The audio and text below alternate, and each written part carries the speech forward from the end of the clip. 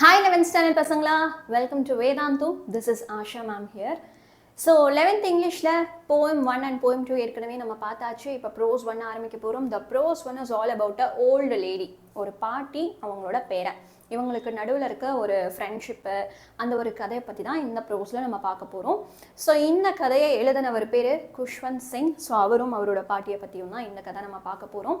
So இப்போது ஒவ்வொரு ப்ரோஸுக்கும் நான் வீடியோ போடும்போது அந்த ப்ரோஸோட சினானிம் ஆன்டனிமோட பிடிஎஃப் புக் பேக்கில் இருக்கக்கூடிய க்ளாசரியாக இருக்கட்டும் இல்லை புக் இன்சைட் க்ளாசரியாக இருக்கட்டும் எல்லாமே வந்து உங்களுக்கு பிடிஎஃபாக நான் கொடுத்துட்றேன். 3 மார்க் 5 மார்க் எல்லாமே நான் உங்களுக்கு பிடிஎஃபாக கொடுத்துட்றேன். சினானிம்ஸ் ஆன்டனிம்ஸ் பொறுத்த வரைக்கும் நான் இமேஜஸ் தான் போட்டிருப்பேன். அந்த இமேஜ் பார்த்தாலே தெரியும் உனக்கு எந்த கைட்லேருந்து நான் எடுத்திருக்கேன்னு. Yes, it was taken from a guide தான். பட் நிறைய பேருக்கு அந்த கைட் கூட அஃபோர்ட் பண்ண முடியாத மாதிரி இருக்காங்க இல்லையா? ஸோ கைடு என்னால் வாங்க முடியாது, பட் ஸ்டில் நான் நல்லா படிக்கணும், நல்ல மார்க் வாங்கணும் அப்படின்னு நினைக்கிறவங்களுக்கான ஒரு இம்பார்ட்டண்ட்டான ஒரு பிடிஎஃபாக இது இருக்கணும் அப்படிங்கிறது தான் என்னோட நோக்கம். ஸோ இந்த பிடிஎஃபை எங்கே போய் எடுக்கலாம் அப்படின்னா நம்ம வீடியோக்கு கீழே சேனல் நேமுக்கு மேலே பார்த்தீங்கன்னா இந்த இடத்துல மோர் அப்படின்னு இருக்கா, இதை கிளிக் பண்ணிங்க அப்படின்னா வந்து இவ்வளோ பெரிய பாக்ஸ் வந்து ஓப்பன் ஆகும். This is a description box. So இங்கே உனக்கு லிங்க்கை பார்க்க முடியும், இங்கேயும் பார்க்க முடியலன்னா ஜஸ்ட் கீழே இருக்கும். அந்த லிங்கை எப்படி பார்க்கலாம்னா இங்கே மோர் அப்படிங்கிற ஆப்ஷனை கிளிக் பண்ணி நீ டவுன்லோட் பண்ணிக்கலாம். இன்னும் நம்ம சேனலை சப்ஸ்கிரைப் பண்ணாமல் இருக்கீங்க அப்படின்னா Vedantu 11th 12th state board NEET நம்ம சேனலை சப்ஸ்கிரைபும் பண்ணிக்கோங்க.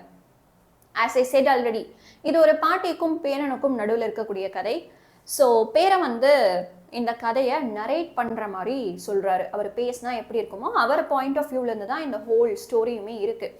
My grandmother like everybody's grandmother was an old women. So எல்லாரோட பாட்டியும் எப்படி வயசானவங்களா இருப்பாங்களோ அதே மாதிரி என்னோட பாட்டியும் வயசான ஒரு லேடி தான். She had been old and wrinkle for 20 years that I had known her. So எனக்கு நினைவு தெரிஞ்ச நாள் வரைக்கும் அவங்களுக்கு வயசான அதே தோற்றம் தான் இருக்குது. ப்ளஸ் அவரோட தோல் வந்து சுருக்கங்களோட இருக்குது.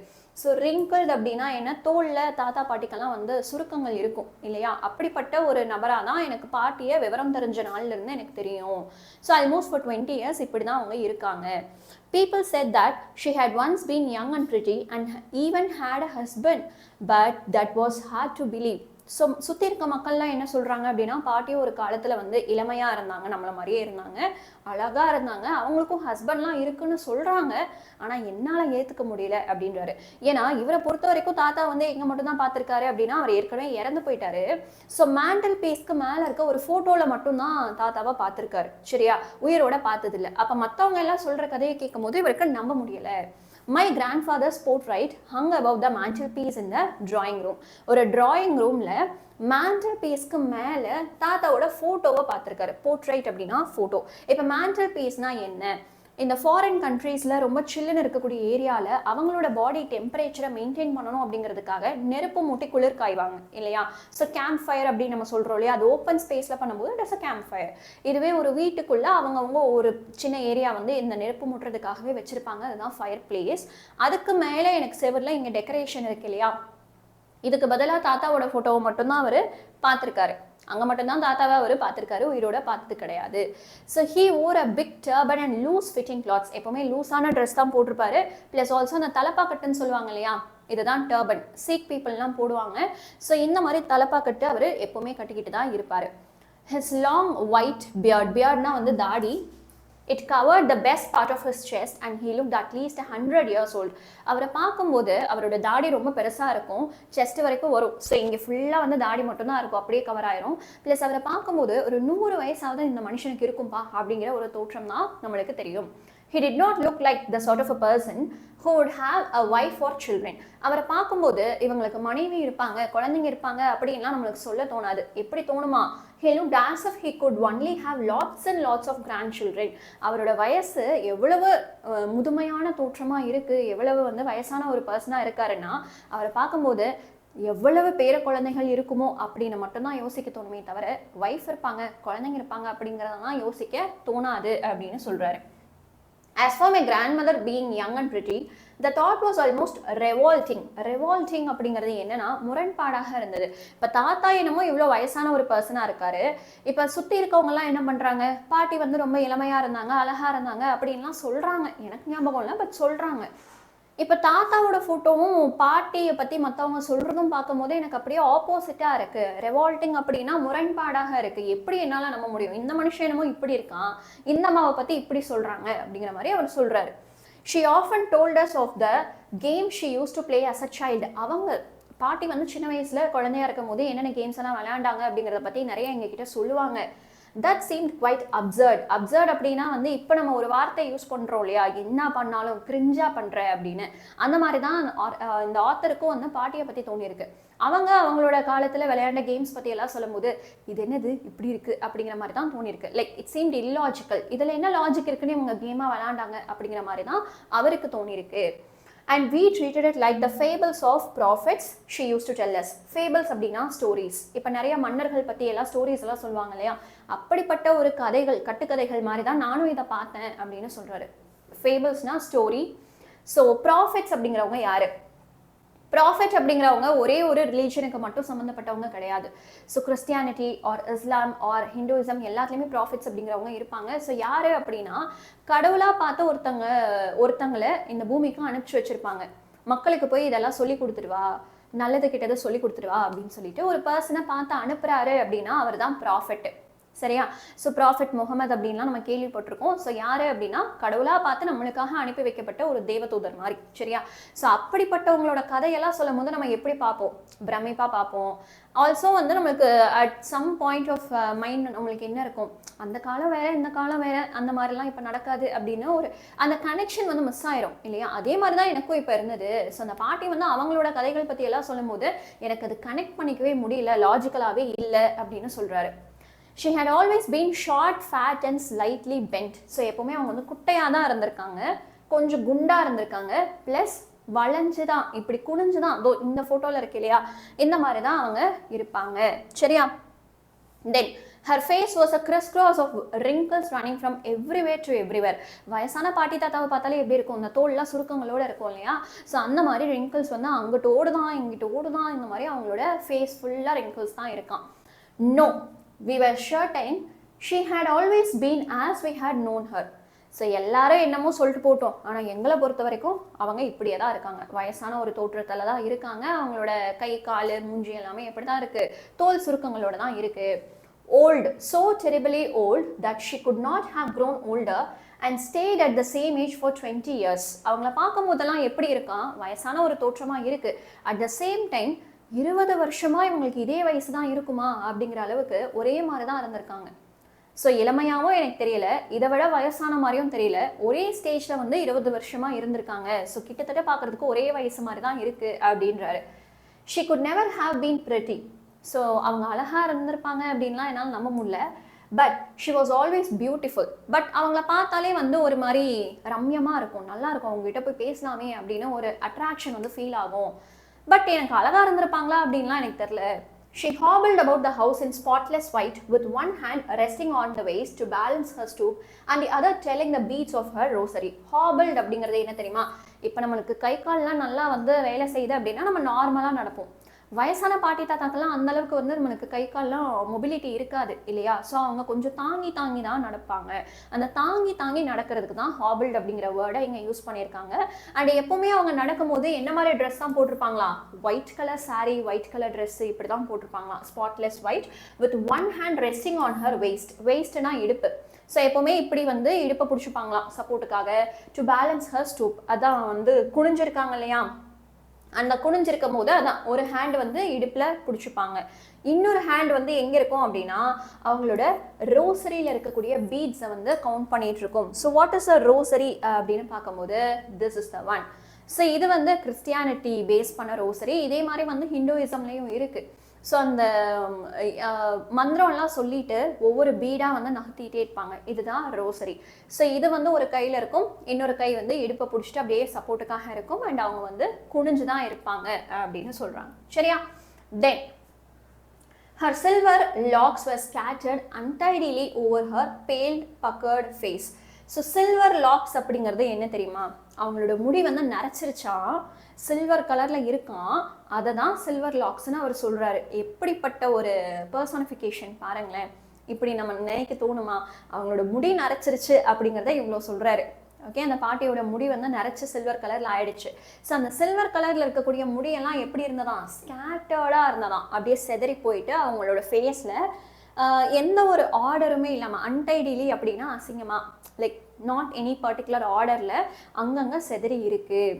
ஓவர் ஹர் பேல் பக்கர்ட் ஃபேஸ். பேல் அப்படின்னா வந்து ஒரு மாதிரி வயசாயிடுச்சு இல்லை உடம்பு சரியில்லை அப்படின்னா நம்ம ஃபேஸே வந்து வேற மாதிரி இருக்கும் இல்லையா, கொஞ்சம் வெளுத்து போன மாதிரி இருக்கும். அப்படிப்பட்ட ஃபேஸில் தான் இவங்களோட அந்த சில்வர் கலர் ஹேர்ஸ் எல்லாம் வந்து அங்கே செதறி இருக்கு அப்படின்னு சொல்றாங்க. And her lips constantly moved in inaudible prayer. So அவங்க எப்பவுமே ஒரு விஷயத்த முணுமுணுத்துட்டே இருப்பாங்க, பட் அது பெருசாக நம்ம காதுக்கு கேட்காது. எப்பவுமே ப்ரேயர் சொல்லிக்கிட்டே இருப்பாங்க, மந்திரம் சொல்லிக்கிட்டே இருப்பாங்க. Yes, she was beautiful. ஆமாம், அவங்க அழகாக தான் இருந்தாங்க. She was like the winter landscape in the mountains and expanse of pure white serenity breathing peace and contentment. அவங்கள பார்க்கும்போது எப்படி தோணுமா, நிம்மதியாக தோணுமா. ஓகே, ஒரு சில பேரை பார்த்தாலே நம்மளுக்கு வந்து கொஞ்சம் காண்டாகும், சில பேரை பார்த்தா நிம்மதியாக இருக்கும், நம்மளுக்கு வந்து அப்படியே கொஞ்சம் ப்ளசண்ட்டாக காமாக ஃபீல் ஆகும். சில பேரை பார்த்தா நம்மளுக்கு எரிச்சலாக இருக்கும் இல்லையா. So it's all in their face, right. So ஒரு சில பேர்கிட்ட தான் அந்த கம்ஃபர்ட்னஸ் அப்படிங்கிறது வரும். இந்த பாட்டியோட ஃபேஸை பார்த்தா இவருக்கு எப்படி இருக்கான், அமைதியாக இருக்கான். ஓகே, அந்த பேரானந்தம், அமைதி, அந்த மாதிரி. கண்டென்ட்மெண்ட் அப்படின்னா ஹாப்பினஸ். ஓகே, அவங்களும் ஹாப்பியாக இருக்காங்க, ப்ளஸ் பார்க்குறவங்களுக்கும் அவங்கள பார்க்கும்போது ஹாப்பியான ஒரு ஃபீல் வந்து கிடைக்குது. ஸோ ப்ரீதிங் பீஸ் அப்படின்னா என்ன, நிம்மதியாக இருக்காங்க, அவங்களும் நிம்மதியாக இருக்காங்க. அவங்களோட ஃபேஸ் பார்க்கும்போது அதை பார்க்குறவங்களுக்கும் வந்து ஒரு நிம்மதியான ஒரு ஃபீலை வந்து கொடுக்குது. ஸோ அவங்க வந்து அப்படி தான் இருக்காங்க அப்படின்றாரு. ஒரு மலை வந்து இருக்குது, ஒரு அமைதியான ஒரு இடம், அங்கே போனால் அப்படியே அந்த ஆள் மூச்சு இழுக்கும் போது உனக்கு எப்படி இருக்கும், சரி இந்த இடத்துக்கு நம்ம வந்திருக்கோம்ல, நம்ம ஒர்க்கை பற்றி யோசிக்கலை, எக்ஸாம் பற்றி யோசிக்கலை, ஸ்கூல் போகிறத பற்றி, காலேஜ் போகிறத பற்றி, எதை பற்றியுமே யோசிக்கலை, இப்போதைக்கு நான் இந்த இடத்துல இருக்கேன் அப்படின்னு சொல்லும் போது அந்த இடத்துல ஒரு நிம்மதி வரும் இல்லையா. அப்படிப்பட்ட ஒரு முகமாக தான் இவங்களோட முகம் வந்து இருந்திருக்கு அப்படின்னு சொல்கிறாங்க. சரியா. My grandmother and I were good friends. So நானும் என்னோட பாட்டியும் வந்து நல்ல ஃப்ரெண்ட்ஸாக தான் இருந்தோம். My parents left me with her when they went to live in a city and were constantly together. So என்னன்னா, அப்பா அம்மா வந்து பாட்டிக்கிட்டே என்னை விட்டுட்டு வேற ஒரு ஊருக்கு போயிட்டாங்க, சிட்டியில் வாழ்றதுக்காக போயிட்டாங்க. நான் ஒரு சின்ன வில்லேஜ் மாதிரி ஒரு இடத்துல இவங்க கூட இருந்தேன் அப்படின்னு சொல்கிறாங்க. She used to wake me up in the morning and get me ready for the school. Every day வந்து அவங்க என்னை எழுப்புவாங்க, ஸ்கூலுக்கெல்லாம் ரெடி பண்ணுவாங்க, யூனிஃபார்ம்லாம் போட்டு விட்டு தலையெல்லாம் சீவி விட்டு அதெல்லாம் பண்ணுவாங்க. She said her morning prayer in a monotonous sing song while she bathed and dressed me in the hope that I would listen and get to know it by heart. So என்ன பண்ணுவாங்களாம், everyday எழுப்பி குளிப்பாட்டி விட்டு dress எல்லாம் போட்டு விட்டு நல்லா தலையெல்லாம் சீவி விட்டு கடவுளுக்கு முன்னாடி கொண்டு போய் நிற்க வச்சு எப்பவும் போல ப்ரேயர் சொல்ல ஆரம்பிச்சிருவாங்களாம். ஸோ அந்த ப்ரேயர் சொல்றது எப்படி இருக்கான், மொனோட்டனஸாக இருக்கான். ஏதாவது கொஞ்சம் வித்தியாசமாக பண்ணுங்களேன், போர் அடிக்குது, எப்போ பாரு ஒரே மாதிரி பண்ணுறீங்க அப்படின்லாம் நம்ம சொல்லுவோம் இல்லையா, அதுதான் மொனோட்டனஸ். யூஸ்வலி இதை நம்ம அம்மா கிட்ட வந்து சொல்லுவோம், உனக்கு இதை விட்டால் வேறு எதுவுமே சமைக்க தெரியாதா, ஏன் திரும்ப திரும்ப இதையே பண்ணுற அப்படின்லாம் சொல்லுவோம். டிஃப்ரெண்ட்டாக ஏதாவது பண்ணி கொடுங்களேன் அப்படின்லாம் கேட்போம். அதுதான் மொனோட்டனஸ். சின்ன விஷயம் திரும்ப திரும்ப பண்ணும்போது நம்மளுக்கு போர் அடிக்குது. So that is monotonous. அப்படி தான் இவங்களும் வந்து டெய்லி நிற்க வச்சு ஒரே ப்ரேயரை ஒரே மாதிரி சொல்லிக்கிட்டே இருக்காங்க, பாட்டாக பாடிட்டு இருக்காங்க. எந்த நம்பிக்கையில் அப்படின்னா, எனக்காவது ஒரு நாள் நானும் கற்றுப்பேன் அப்படிங்கிற நம்பிக்கையில் அவங்க பண்ணுறாங்க அப்படின்னு சொல்கிறாரு. சரியா. I listen because I love her voice. அவங்களோட வாய்ஸில் அந்த ப்ரேயரை கேட்கும் போது நல்லா இருக்குங்கிற ஒரே காரணத்துக்காக தான் நான் வந்து அதை காது கொடுத்து கேட்பேன். But never bother to learn it. ஆனால் எனக்கு அதை கற்றுக்கணும் அப்படின்லாம் எனக்கும் தோணுது கிடையாது அப்படின்றாரு. Then she would fetch my வுடன் slate which she had already washed and pasted with yellow chalk, a tiny earthen ink pot and a red pen, tie them all in a bundle and hand it to me. So slate எத்தனை பேர் இதில் use பண்ணியிருக்கீங்கன்னு எனக்கு தெரியல. So நீங்கள் எல்லாருமே வந்து Gen Z கிட்ஸா, 2K kids இல்லையா. ஸோ 2K கிட்ஸ்லேயுமே ஏர்லி 2K கிட்ஸ் 90s கிட்ஸ்க்கெல்லாம் வந்து இந்த ஸ்லேட் தான் ஃபஸ்ட்டு நாங்கள் எல்கேஜி போகும்போது கொண்டு போன ஒரு விஷயமா இருந்தது. உங்களில் எத்தனை பேர் இந்த ஸ்லேட் யூஸ் பண்ணியிருக்கீங்க அப்படின்னு சொல்லி கமெண்ட்டில் சொல்லுங்கள். ஸோ இதுதான் வுடன் ஸ்லேட். ஸோ இப்படி ஒரு விஷயத்த ஆத்தர் வந்து தினமும் ஸ்கூலுக்கு கொண்டு போகிறாரு.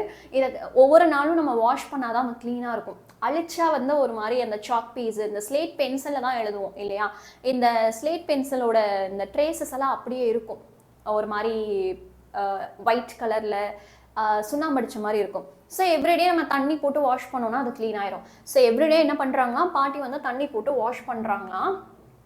ப்ளஸ் earthen ink pot அப்படின்லாம் சொல்கிறாங்க இல்லையா, அது என்னென்னா இப்படி தான் ஒரு மண்ணால் செஞ்ச ஒரு இங்க் ஊற்றி வச்சுக்கிற மாதிரி ஒரு விஷயம். ஸோ இதுதான் வந்து earthen ink pot. ஸோ இது எல்லாத்தையுமே என்ன பண்ணுறாங்களா, ஒரு மூட்டையாக கட்டி ஆத்தர்கிட்ட தினமும் பாட்டி வந்து கொடுக்குறாங்க. After a breakfast of a thick stale chapati with a little butter and sugar spread on it, we went to school.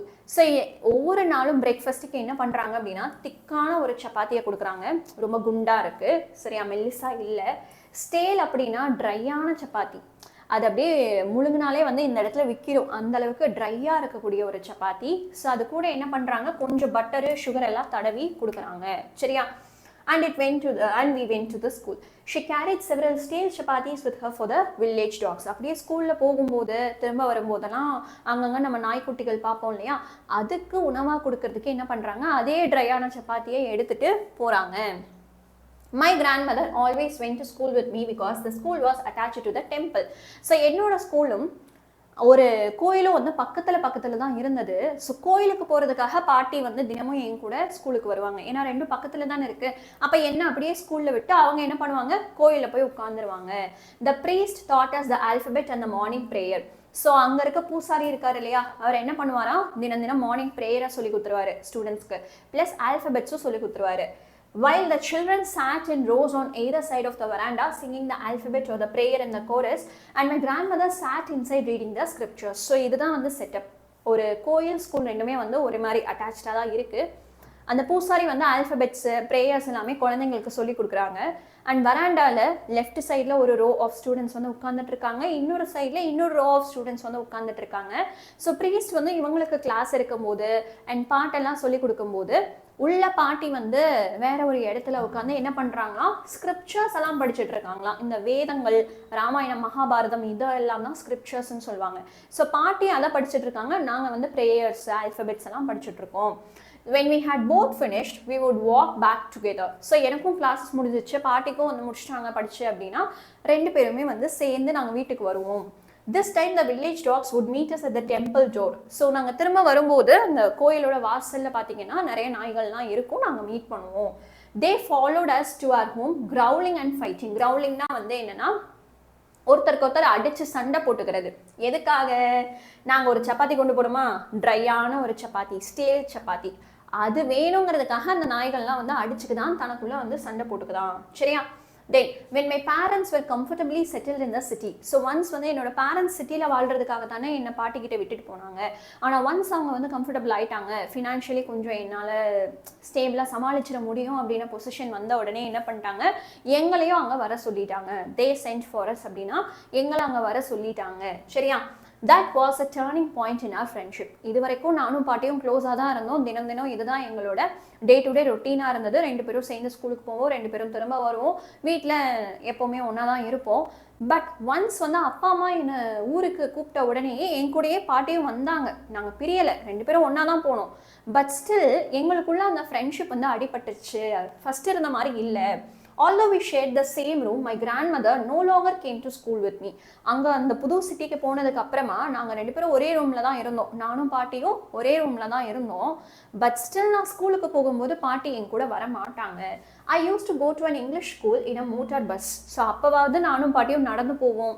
ஒரே ஸ்கூலு, லைக் அந்த ஸ்கூலும் டெம்பிளும் ஒரே மாதிரி அட்டாச்சாக இருக்கிறதுனால பாட்டி வந்துட்டு இருந்தாங்க. இப்போ நான் என்ன பண்ணுறேன், வேற ஒரு ஹைடெக்கான ஒரு இங்கிலீஷ் ஸ்கூலுக்கு வந்து நான் போகிறேன். போகும்போது பஸ்ஸில் தான் போகிறேன். There were no dogs in the streets and she took to feeding sparrows in the courtyard of the city house. So அங்கே போகும்போது தெருவுலையும் நாய் எதுவுமே இல்லை, அதுக்கெல்லாம் சாப்பாடு போட முடியாது அப்படின்னு சொன்னோன்னே அவங்க என்ன பண்ணிட்டாங்க, அதே வீட்டில் வராண்டாவில் பால்கனிலலாம் நிறையா ஸ்பாரோஸு காக்காலாம் வரும் இல்லையா, அந்த குருவிகளுக்கு இவங்க வந்து சாப்பாடு கொடுக்க ஆரம்பிக்கிறாங்க இந்த பாட்டி. சரியா? அந்த சிட்டி ஹவுஸில். So as the years rolled by we saw less of each other. அப்படியே வருஷங்கள் வந்து போக போக நாங்கள் ரெண்டு பேரும் வந்து பேசிக்கிறது பார்த்துக்கிறதே ரொம்ப கம்மியாயிடுச்சு. நாங்கள் ரெண்டு பேரும் பார்த்துக்கிறதே ஒரே வீட்டில் இருந்தாலும் கம்மியாயிடுச்சு. For some time she continued to wake me up and get me ready for school. எப்போவாவது ஒரு நாள் கொஞ்ச நாளைக்கு என்ன பண்ணாங்க, என்னை எழுப்பி ஸ்கூலுக்கெல்லாம் அனுப்ப ரெடி பண்ணாங்க. When I came back, she would ask me what the teacher had taught me. And school விட்டு வந்த உடனே தினம் உட்கார வச்சு இன்னைக்கு என்னப்பா படிச்ச அப்படின்லாம் கேட்பாங்க. I would tell her English words. சில இங்கிலீஷ் வார்த்தைகள் எனக்கு சொல்லி கொடுத்தாங்கன்னு சொல்லி அதை பற்றி சொல்லுவேன். And little things of the western science. So இந்த சயின்ஸ் பற்றி ஒரு சிலதெல்லாம் அவங்களுக்கு சொல்லிக் கொடுப்பேன். அதாவது சொல்லிக் கொடுப்பேன் இந்த சென்ஸ், இதெல்லாம் சொல்லிக் கொடுத்தாங்க பாட்டி அப்படின்னு வந்து ஷேர் பண்ணுவேன். Okay? And learning the law of gravity, Archimedes principle, the world being round etcetera. So இதெல்லாம் என்ன சொல்ல வராரு அப்படின்னு பார்த்தீங்கன்னா, நான் சின்ன வயசுல இருந்தப்போ எனக்கும் பாட்டிக்கும் ஒரே விஷயம் தான் தெரிஞ்சது. ஏன்னா நாங்கள் ரெண்டு பேரும் ஒரே இடத்துல போய் தான் கற்றுக்க ஆரம்பித்தோம். அவங்க என்னமோ ராமாயணம் மகாபாரதம் படிச்சுட்டு இருப்பாங்க, பட் நானும் அவங்க கூட சேர்ந்து அந்த ப்ரேயரை தான் படிச்சுட்டு இருந்தேன். இப்போ வந்து இந்த மாதிரி விஷயங்கள்லாம் ரொம்ப அட்வான்ஸ்டானது இல்லையா. ப்ளஸ் அந்த ஆத்தர் வளர்றதை பற்றி சொல்கிறாரு. ஒரு 8th 9th 10th வரும்போது தான் அந்த Archimedes principle, law of gravity எல்லாமே வரும். ஸோ இது வந்து 2 விதமாக நம்ம எடுத்துக்கலாம். ஒன்று, பாட்டியை விட்டு நான் ரொம்ப தூரமாக வந்துக்கிட்டு இருக்கேன், ஏன்னா அவ்வளோ க்ளோஸாக இருந்தோம், இப்போ 2 பேரோட பாதைகள் வேற வேறையாக மாறிடுச்சு அப்படிங்கிற மாதிரி எடுத்துக்கலாம். இன்னொரு விஷயம், நானும் வளர்ந்துட்டு இருக்கேன், ஸோ வயசு எனக்கு அதிகமாகுது, இந்த மாதிரி விஷயங்கள்லாம் தெரிய வருது அப்படிங்கிறதையும் எடுத்துக்கலாம். சரியா. So this made her unhappy. So இதெல்லாம் கேட்டதுக்கு அப்புறமா என்ன ஆயிடுச்சு, அவங்களுக்கு வந்து சோகமாயிடுச்சான். ஏன்னா she could not help me with my lessons. ஃபர்ஸ்டெல்லாம் வந்து அவங்க என் கூடயே சேர்ந்து பாட்டு சொல்லிக் கொடுப்பாங்க, மந்திரம் சொல்லிக் கொடுப்பாங்க, இல்லை ஆல்ஃபபெட் சொல்லிக் கொடுப்பாங்க, அதெல்லாம் அவங்களுக்கு தெரிஞ்சிட்டு இருந்தது. இப்போ தெரியலையே, இது ரொம்ப அட்வான்ஸ்டான போர்ஷன்ஸாக இருக்கே, பாட்டிக்கு தெரியலையே, எனக்கு வந்து சொல்லிக் கொடுக்குற அளவுக்கு அவங்களுக்கு அந்த லெசன்ஸ் எதுவுமே தெரியல. She did not believe in the things they taught us at English school and was distressed that there was no teaching about God and the scriptures.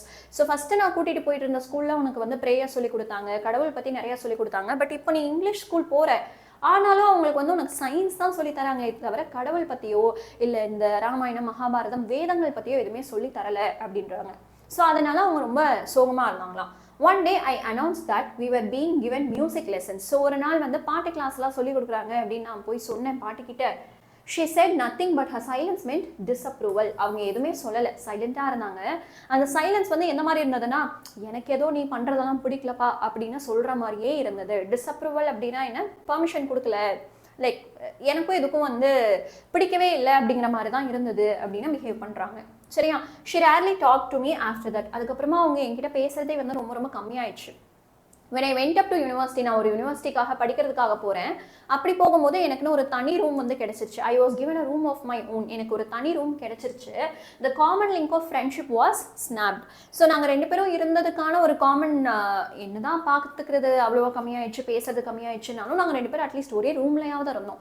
இப்போ அதுவும் வந்து மாறிடுச்சு. நான் வேறு ரூமா அவங்க வேறு ரூம் அப்படின்னு ஆனோடனே என்ன ஆயிடுச்சு, அந்த ஃப்ரெண்ட்ஷிப் வந்து துண்டிக்கப்பட்டது. ஸ்னாப்னா வந்து அவ்வளோதான், துண்டிக்கப்பட்டது அப்படின்னு சொல்கிறாங்க. My grandmother accepted her seclusion with resignation. Resignation உனக்கு தெரியும், ஒரு வேலையிலேருந்து நான் நிற்கிறேன் அப்படின்னா வந்து லெட்டர் கொடுக்குறது தான் ரெசிக்னேஷன். செக்லூஷன்னா என்னது, தனியாக இருக்குது, தனிமை.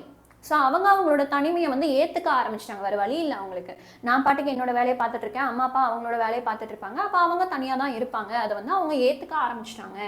She rarely left her spinning wheel to talk to anyone. So என்ன பண்ணுறாங்க, இந்த ஸ்பின்னிங் வீல் அப்படின்னு ஒரு விஷயம் வந்து இருக்கும், நிறைய பேர் பார்த்துருப்பீங்களா என்னன்னு தெரியல. காந்தி தாத்தா கூட பக்கத்தில் வச்சு உட்காந்துருப்பாரு இதை.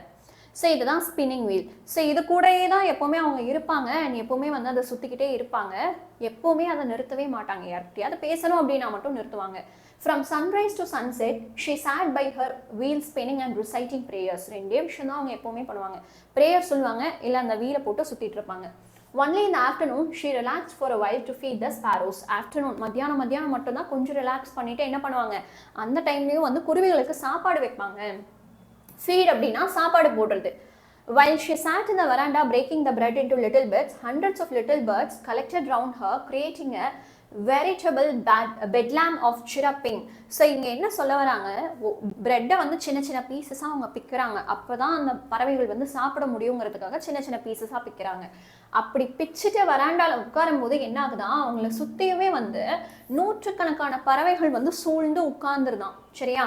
அண்ட் பெட்லாம் ஆஃப் சிரப்பிங் அப்படிங்கிறது என்னன்னா, பெட்லாம்னா வந்து எல்லாரும் உட்கார்ந்துட்டு இருக்காங்க. ஸோ தரையே பார்க்க முடியாத அளவுக்கு ஃபுல்லாக எல்லாருமே வந்து பறவைகளாக இருக்காங்க, இந்த குருவிகளாக இருக்குது. ப்ளஸ் அப்படி உட்கார்றது மட்டும் இல்லாமல் அவங்க சத்தம் போட்டுகிட்டே இருக்காங்க. சரியா. இந்த கீச் கீச் கீச்சுன்னு கண்டினியூஸாக அந்த நூற்றுக்கணக்கான பறவைகள் சத்தம் போட்டால் எப்படி இருக்கும், அதை தான் சிரப்பிங் அப்படின்னு சொல்கிறாங்க. Some came and perched on her legs, other on her shoulders, even some sat on her head. Perchedனா வந்து உட்கார்றது. சரியா. இப்போ கை காட்டினா வந்து பறவைகள் இங்கே உட்காரும் இல்லையா, அதுதான் perched. ஸோ சில பறவைகள் வந்து அவங்களோட கையில், காலில், ஷோல்டர்லலாம் உட்காந்துச்சான். ஈவன் சில பறவைகள் வந்து தலையில் கூட உட்காந்துச்சான், அதுதான் சொல்கிறாங்க. சரியா. She smiled but never shooed them. Shoot அப்படின்னா வந்து நம்ம என்ன பண்ணுவோம், யாராவது ஒருத்தங்க நம்மளுக்கு பிடிக்கல, ஒரு நாய், பூனை இல்லை பறவை எதுவுமே பிடிக்கல அப்படின்னா ஷூ போ அப்படின்னு துரத்து விடுவோம் இல்லையா. அந்த மாதிரி அவங்க பண்ணவே இல்லை. எப்போவுமே யாராவது வந்து மேலே உட்கார்ந்தாலும் கூட, பறவைகள் மேலே உட்கார்ந்தாலும் கூட அவங்க வந்து துரத்து விடலை, ஸ்மைல் பண்ணிவிட்டு அக்செப்ட் பண்ணிக்கிட்டாங்க. It used to be the happiest half an hour of the day for her. So அவங்களோட ஹோல் டேலையுமே இந்த half an hour வந்து அவங்களுக்கு ரொம்ப ரொம்ப பிடிச்ச ஒரு டைமாக இருந்தது. when I decided to go abroad for further studies, I was sure my grandmother would be upset. So நான் வந்து அப்ராட் போகிற ஒரு டைம் கிடைச்சிது ஹையர் ஸ்டடீஸ்க்காக. எனக்கு நல்லாவே தெரியும் பாட்டி வந்து இதில் அப்செட்டாக தான் இருப்பாங்க, ஹாப்பியாக இருக்க மாட்டாங்க. I would be away for 5 years and at her age no one could never tell. So 5 வருஷம் நீங்கள் அவனை பார்க்க முடியாது அப்படின்னு யாராவது போய் வயசானவங்க கிட்ட சொல்ல முடியுமா? அவங்க உடனே என்ன யோசிப்பாங்க, நீ 5 வருஷத்துக்குள்ளே வரதுக்குள்ளே நான் இருப்பேனோ போயிடுவேனோ அப்படிங்கிற மாதிரி இருந்தாலும் அவங்க யோசிப்பாங்க. அதனால யாருமே வந்து 5 வருஷங்கிறது சொல்லவே இல்லை அவங்க கிட்ட.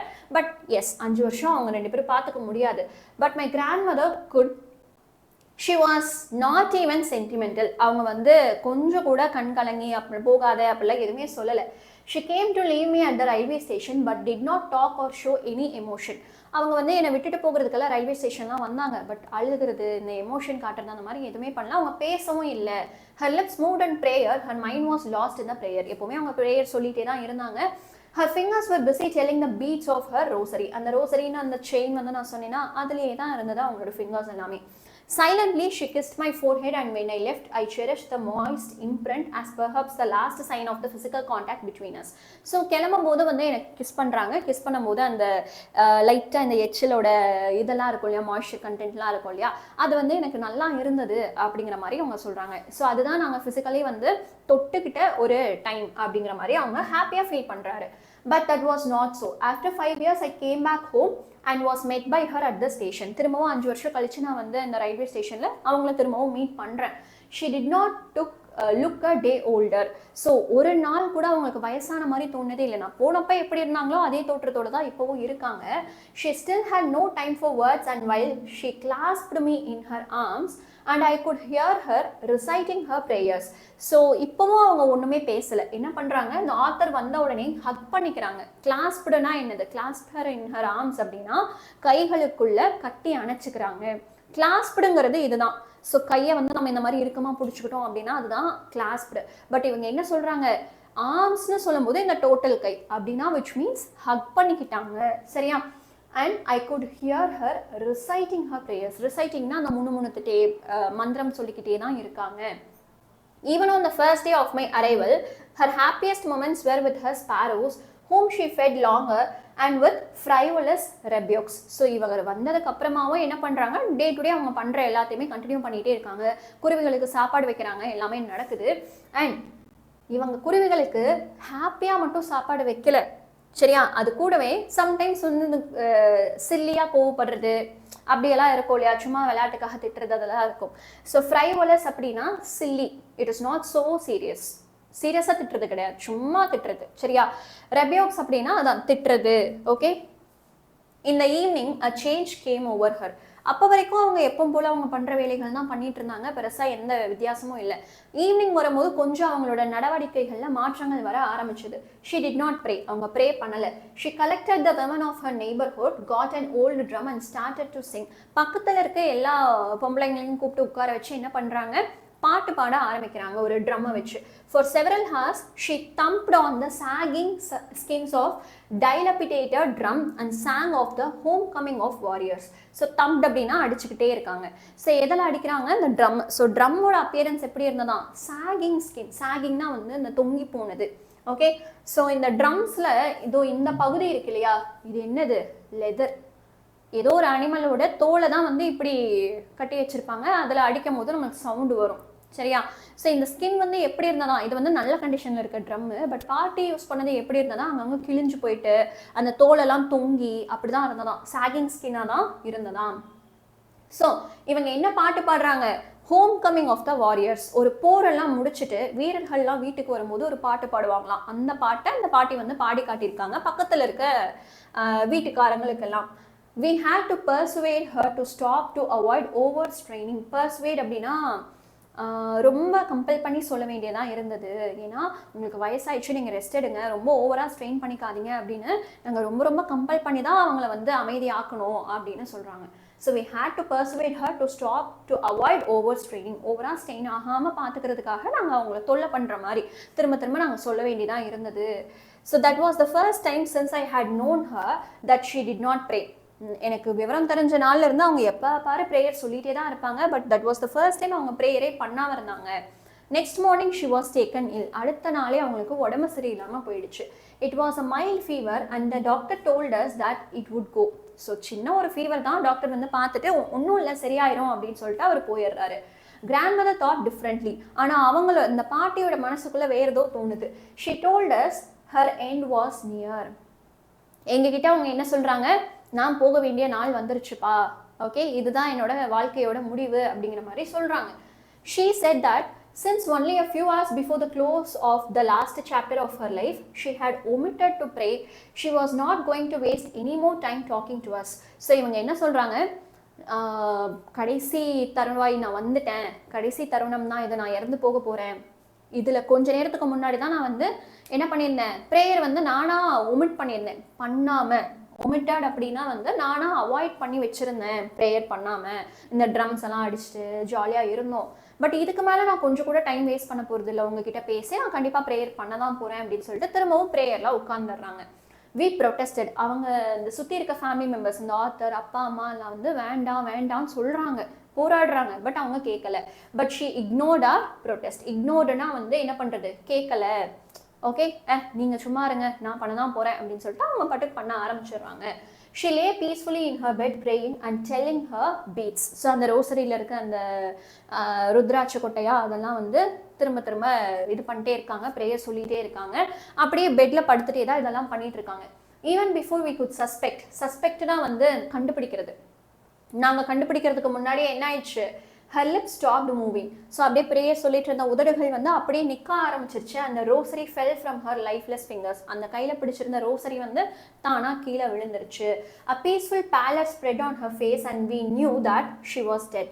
ஸோ பீஸ்ஃபுல் அப்படின்னா அவங்களோட மனசு வந்து அட்லீஸ்ட் கடைசி டைம்லேயாவது நான் ப்ரேயர் பண்ணிட்டு தான் இறந்தேன் அப்படிங்கிற அந்த ஒரு அமைதி வந்து முகத்தில் பார்க்க முடிஞ்சுது. பேலர் அப்படின்னா வந்து வெளுத்து போன ஒரு முகம், சரியா? ஸோ இறந்து போனவங்கலாம் பார்த்தா ஒரு மாதிரி இருக்கும் இல்லையா, அந்த மாதிரி ஒரு முகம் தான் பார்க்க முடிஞ்சுது. அண்ட் அவங்க இறந்து போயிட்டாங்க அப்படிங்கிறது எங்களுக்கு தெரிஞ்சுது.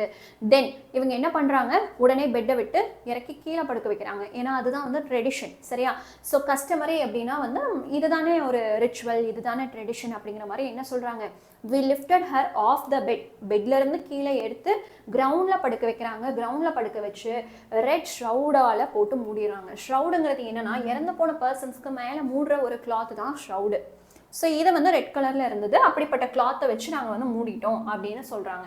After a few hours morning அப்படின்னா வந்து யாராவது இறந்தாங்கன்னா நமக்கு துக்கமாக இருக்கும் இல்லையா, ஐயோ போயிட்டாங்களே அப்படின்னு. ஸோ அந்த மாதிரி நாங்கள் வருத்தம் துக்கமெல்லாம் பட்டதுக்கு அப்புறமா we left her alone to make arrangements for her funeral. So மற்றவங்கெல்லாம் அவங்களோட இறுதி சடங்கு பண்ணணும் அப்படிங்கிறதுக்காக வந்து கேட்பாங்க இல்லையா, அதனால நாங்கள் அவங்கள தனியாக விட்டுட்டோம். In the evening we went to her room with a crude stretcher to take her to be cremated. crude stretcher அப்படிங்கிறது இதுதான். ஸோ இதுவும் ஸ்ட்ரெச்சர் தான். சம்டைம்ஸ் வந்து இதுவும் யூஸ் பண்ணுவாங்க. ஸோ பாடியெல்லாம் எடுத்துகிட்டு போகிறதுக்காக. எதுக்காக எடுத்துகிட்டு போகிறாங்க, கிரிமேஷனுக்கு, ஸோ எரிக்கிறதுக்காக, சரியா? Then the sun was setting and had lit her room and the veranda with a blaze of golden light. So evening வந்து sun அப்படியே வந்து செட் ஆகுது. செட் ஆகும்போது ஒரு கோல்டன் கலர் லைட்டாக அவங்களோட ரூமில் வந்து சூரியன் அடிக்கிறாரு, வராண்டாலையும் அடிக்கிறாரு. We stopped halfway in the courtyard, all over the veranda and in her room, right up to where she lay dead and stiff wrapped in the red shroud. Thousands of sparrows sat scattered on the floor. So எந்த இடத்துல அவங்க வந்து படுத்து உயிரை விட்டாங்களோ, okay, அந்த red ஷ்ரவுட்லாம் போட்டு நாங்கள் மூடி வச்சுருந்தோமோ அந்த இடத்துல அவங்கள எடுத்துகிட்டு போகும்போது நாங்கள் பாதையில் நின்று கவனிக்கிறோம், அவ்வளவு ஆயிரக்கணக்கான இந்த சிட்டுக்குருவிகள் வந்து அங்கங்கே இருக்குது அப்படின்னு சொல்கிறாங்க. there was no chirping. Usually அந்த குருவிகள்லாம் வந்தால் என்ன பண்ணும், கீச் கீச் கீச்சுன்னு சத்தம் போட்டே இருக்கும். பட் இந்த இடத்துல சைலண்ட்டாக இருக்குது இந்த டைமில்.